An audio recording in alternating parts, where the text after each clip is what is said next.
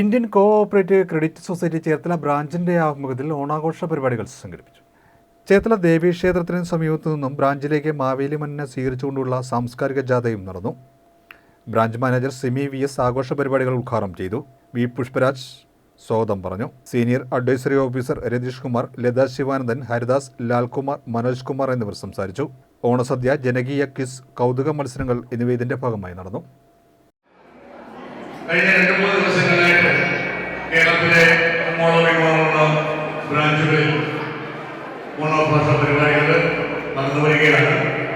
ഇന്നിപ്പോ ഹൈപ്പാട്, അടൂര്, ചേർത്തല തുടങ്ങിയ ബ്രാഞ്ചുകളിൽ ഓണാഘോഷ പരിപാടികൾ നടന്നുകൊണ്ടിരിക്കുകയാണ്.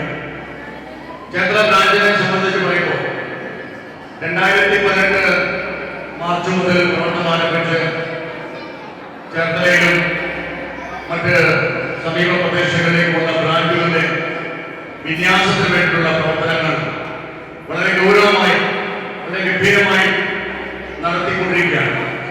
ഇനിയുമുള്ള വളർച്ചകളിൽ വളരെയധികം ശുഷ്കാന്തിയോടുകൂടി പ്രവർത്തിക്കുന്ന സർക്കാരുകളാണ് ഇന്നിവിടെ വന്നു ചേർന്നിരിക്കുന്നത്.